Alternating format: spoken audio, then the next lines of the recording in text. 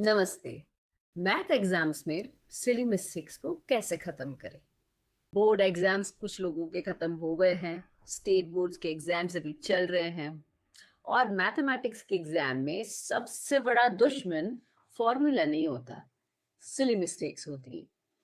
Paper खत्म करने के बाद हम सब रीचेक करते हैं पेपर को, पर वही फिर से हम एक सर्कल में फंस जाते हैं क्योंकि वहां हम फिर से वही लंबा पुराना मेथड रिपीट करने में टाइम वेस्ट करते हैं। आज मैं आपको एक मैजिक दिखाऊंगी जिसमें आप अपना answer verify fraction of the seconds में कर पाएंगे। इस मेथड को हम मूलांक मेथड बोलते हैं, नवशेष मेथड बोलते हैं, डिजिट सम मेथड बोलते हैं, वन डिजिट मेथड बोलते हैं, बीजांक मेथड बोलते हैं। तो ये सारे जो मेथड्स के नाम है वो बेसिकली एक ही मेथड है जो मैं आज आपको बताने जा रही हूँ। वहां पे आप अपना आंसर क्विकली वेरीफाई कर पाओगे विदाउट एनी मोर कैलकुलेशंस। देखिए, सबसे पहले एक सिंपल एग्जाम्पल देखते हैं ताकि पूरा कंसेप्ट आपको क्लियर हो जाए। लेट्स से एक नंबर ले लेते हैं, लेट्स से 43। दूसरा कोई नंबर ले लेते हैं, लेट्स से 12। बहुत ही सिंपल सा एग्जांपल ले रही हूँ। आपको 43 और 12 को मल्टीप्लाई करना है और आपका आंसर आता है लेट्स से 516।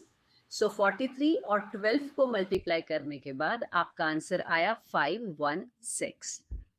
अभी यहाँ पे आप 3 सिंपल स्टेप समझिए। तो इन 3 सिंपल स्टेप्स में आपको क्या करना है?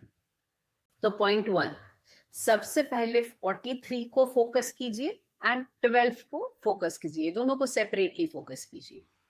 दोनों के जो जो डिजिट्स हैं उसका सम निकाल लीजिए। मतलब कि 43 इज 4 + 3 7 एंड 12 1 + 2 3। हमें 43 का 1 डिजिट 7 मिला, 12 का 1 डिजिट 3 मिला। क्वेश्चन क्या था? 43 को 12 से मल्टीप्लाई करना था। तो यहाँ पे जो भी हमें 1 डिजिट्स मिले हैं उसको भी हम मल्टीप्लाई करेंगे।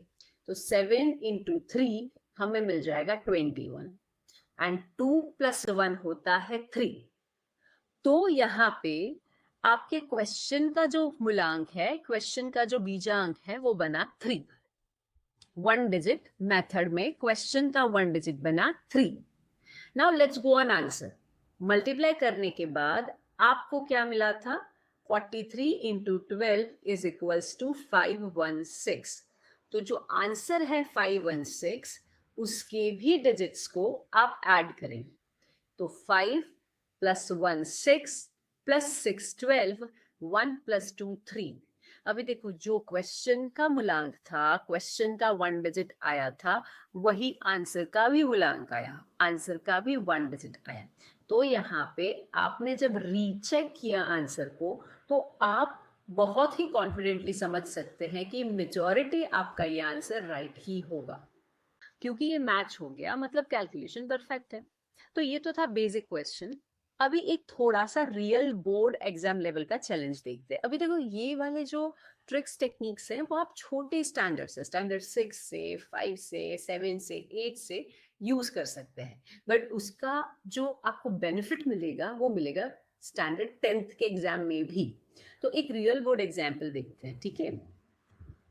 अब चलिए एक क्लास 10 के मेंसुरेशन का एक सवाल ले लेते हैं। सपोज आपको वॉल्यूम ऑफ अ सिलेंडर निकालना है, ठीक है?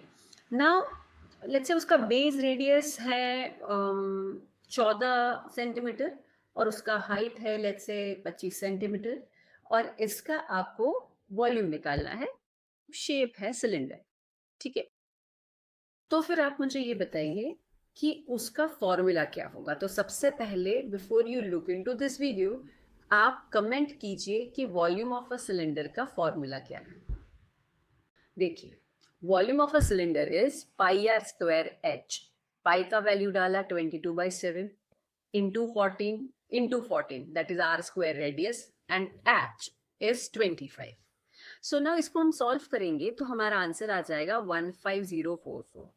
ठीक है, ये हमारा आंसर आ चुका लिखने के लिए। अभी हम जब रीचेक कर रहे पेपर, रीसॉल्व कर रहे हैं, तब हम इसको चेक कैसे करेंगे? तो इतने बड़े कैलकुलेशन में गलती होने के चांस होते हैं, लेकिन ये जो 1 डिजिट मेथड मैं बता रही हूँ उसको अगर आप यूज करेंगे तो checking will be very easy. कभी कभी क्या होता है पता है कि बच्चे वैसे सही कर रहे होते हैं, मतलब उन्होंने आंसर सही निकाला है during the entire paper, but जब वो पेपर खत्म करने के बाद जब वो रीचेक करते हैं और फिर से कैलकुलेट करते हैं, तब वो सही आंसर को गलत कर देते हैं। एंड समटाइम्स क्या होता है कि दे गेट कंफ्यूज्ड कि यार मेरा पहले ये आंसर आया फिर ये आया, तो मेरा राइट कौन सा, ये है वो है। और मेजोरिटी टाइम क्या होता है पता है कि सही को कट करके वो गलत लिख देते because of the lack of confidence कि नहीं यार यही सही होगा, मैंने दूसरी बार किया यही सही होगा, फिर तीसरी बार करेंगे, तीसरी बार कभी और, कभी कभी तो ये था तीसरी बार और कोई आंसर आ जाता है because of the heavy calculations involve.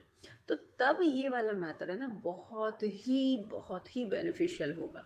तो मैं अभी आपको एक रियल 10th बोर्ड का जो क्वेश्चन है, बहुत सिंपल क्वेश्चन है वैसे, पर उसके ऊपर मैं सॉल्यूशन दे रही हूँ। और ये 10th के लिए सिंपल है, बट सिंपल मतलब मॉडरेट होगा, बट इससे काफ़ी डिफिकल्ट क्वेश्चंस में भी आप इसको यूज़ कर पाएंगे। तो फिलहाल because it's a very first video of mine on this topic, तो मैं इजी सा क्वेश्चन ले रही हूँ फॉर 10th क्लास। तो मैंने क्या बताया आपको कि भाई एक सिलेंडर है, सिलेंडर का वॉल्यूम हमें फाइंड करना है, जिसका रेडियस से बेस रेडियस 14 सेंटीमीटर है और जिसका हाइट 25 सेंटीमीटर है, और उसका आंसर हमने नॉर्मली कैलकुलेट करके लिखा हुआ है कि भाई 15400 15,400 है। ठीक है, स्क्वायर से 15,400 सेंटीमीटर क्यूब है। ये हमारा आंसर रेडी है इन अवर आंसर शीट। अभी हम चेकिंग के लिए जा रहे हैं, तो मैं क्या करूंगी समझे, मैं अपना कैलकुलेशन अभी फिर से वो लंबे कैलकुलेशन के तौर पे नहीं करूंगी, मैं यूज करूंगी यहाँ पे मूलांक कॉन्सेप्ट ऑफ वैदिक मैथमेटिक्स, मतलब कि 1 डिजिट कंसेप्ट और बीजांग कंसेप्ट, नवशेष कंसेप्ट, ऑल ये सारे जो भी नाम है, these all names are for मूलांक ओनली। तो अभी देखो 22/7 है इंटू 14 इंटू 25, तो जो भी न्यूमरेटर्स हैं उसको मैं ऐड करूंगी एंड जो भी डिनोमिनेटर है वो उसको मैं एज इट इज रखूंगी। ठीक है, तो मेरा न्यूमरेटर का सम क्या हो जाएगा, 2 + 2 4, 22 का, 14 का 1 + 4 5, दूसरे 14 का भी 1 + 4 5, एंड देन 25 जिसका है 2 + 5 7। सारा न्यूमरेटर इज इन मल्टीप्लिकेशन, तो मैं क्या करूंगी 4 × 5 × 5 × 7। ठीक है, तो 4 × 5 × 5 that is 25 × 4 that is 100 × 7 is 700, मतलब 7 will be the मूलांक of a question divided by 7। मतलब क्वेश्चन का मूलांक मैं कभी भी डिवीजन वाले से नहीं करूंगी, मैं क्वेश्चन ऑफ द मूलांक करूंगी। इंस्टेड मैं क्या करूंगी 25 × 14 × 14 × 25 का मूलांक is equal to answer into 7 का मूलांक। ये मेरा बेसिक कॉन्सेप्ट रहेगा। तो इट इज 7/7। ओके, अभी हम इसका आंसर का मूलांक फाइंड करते हैं। व्हाट इज द आंसर का मूलांक? आंसर हमारा क्या आया था, what was my answer? What was my answer actually? That was 15400. That means 1 + 5 + 4 0 + 0, मतलब 1 + 5 + 4 + 0 + 0, that will be 10, that will be 1. So what is the situation right now? 7, that is the मूलांक of a question by 7 is equals to answer का मूलांक is 1. So मूलांक of a question is 7 is equals to 1 into 7 is equals to 7. So that way I got the answer of the that way I got मूलांक of a question is equals to मूलांक of answer. तो ये छोटी सी बात हमें ध्यान रखनी है कि जब भी हम मूलांक को प्रैक्टिस करते हैं, जो भी डिविजन से डिनोमिनेटर में, मतलब डिनोमिनेटर जो भी है वो सारे के सारे हम साइड चेंज करके मल्टीप्लिकेशन में ले जाएंगे। ये एक थोड़ा सा एप्लीकेशन बेस्ड कॉन्सेप्ट है।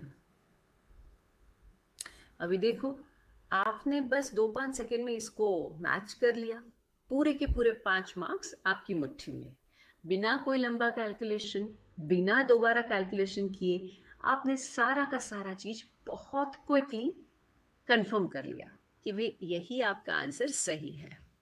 अभी दोस्तों ये जो टेक्निक है वो हमारे एंशियंट इंडियन मैथमेटिक्स आईकेएस का एक छोटा सा हिस्सा है। देखो वैदिक मैथमेटिक्स जो है वो कोई वेदों में लिखा गया चीज नहीं है, बट वेद में काफी कुछ ऐसी बातें हुई है जो बताता है कि उस समय मैथमेटिक्स वाज क्वाइट एडवांस्ड। वो उस समय कोई कैलकुलेटर्स नहीं थे, कोई भी चीज ऐसे कोई यंत्र नहीं थे जिससे आप बहुत बड़े कैलकुलेशन कर पाओ। मतलब आप सोचो कैसे दो प्लैनेट्स के बीच का डिस्टेंस, अर्थ और सन के बीच का डिस्टेंस, ये सारा कैलकुलेशन किया गया है जो डॉक्यूमेंटेड है इन अवर एंशिएंट इंडियन टेक्स्ट। तो वो कहाँ से आया? तो वहाँ पे मैथमेटिक्स का बहुत मॉडर्न और एडवांस्ड प्रैक्टिसेस हुआ करते थे, तो तब ये सारी चीज़ें वो यूज़ करते होंगे ऐसा माना गया है। जो भारती कृष्ण तीर्थ जी महाराज, जो फादर ऑफ वैदिक मैथमेटिक्स माने जाते हैं, उन्होंने सारा डिराइव किया थ्रू वेदास। ठीक है, तो बेसिकली एज एन ऑथर जब मैं टीचर्स को ट्रेन करती हूँ बहुत सी स्कूलों में, तो मैं हमेशा कहती हूँ कि बच्चों को कैलकुलेटर मत बनाइए, उन्हें एनालिस्ट बनाइए। मतलब कि सिर्फ calculation is not important, but numbers का एनालिसिस इज इम्पॉर्टेंट। जो भी पेरेंट्स मुझे सुन रहे हैं, ये बात ज़रूर पॉइंट आउट मैं आपके लिए कर रही हूँ कि जब बच्चा खुद अपनी गलती पकड़ना सीखता है तो उसका मैथ का डर खत्म हो जाता है और उसका सेल्फ कॉन्फिडेंस बहुत ही ज़्यादा बढ़ जाता है। तो सारे पेरेंट्स को ये रिक्वेस्ट है कि बच्चों को कॉन्सेप्ट तो आप ज़रूर सिखा रहे हैं और कैलकुलेशन के ऊपर भी फोकस कर रहे हैं, पर उसके साथ साथ बच्चों का जो एनालिटिकल स्किल्स है उसके ऊपर हमें फोकस करना है। और वो है ना, ये कैलकुलेशन ट्रिक्स सिर्फ मेमोराइज करने से नहीं होगा, पर उसको एनालाइज करने से होगा कि अच्छा इस क्वेश्चन में, जैसे कि पहला एग्जाम्पल जो हमने किया वो डायरेक्ट था, दूसरे एग्जाम्पल में वो डिविजन आ रहा था, तो बच्चे को क्या सोचना चाहिए कि यहाँ पे तो 7/7 1 का डिवीजन मिल गया तो ये आंसर सही हो जाएगा, अगर मैं मूलांक ऑफ क्वेश्चन और मूलांक ऑफ आंसर करती हूँ तो भी। पर कभी कभी डिवीजन के टाइम पे आंसर डेसिमल में भी आ सकता है, तो हम ये मूलांक मेथड कैसे यूज कर पाएंगे? तो उसको नलीफाई करने के लिए यहाँ पे मैंने आपको सजेस्ट किया कि भाई मूलांक ऑफ अ क्वेश्चन सिर्फ न्यूमरेटर का कीजिए, डिनोमिनेटर का साइड चेंज कर लीजिए, एंड देन इक्वेशन के दोनों तरफ का मूलांक आप कैलकुलेट कीजिए।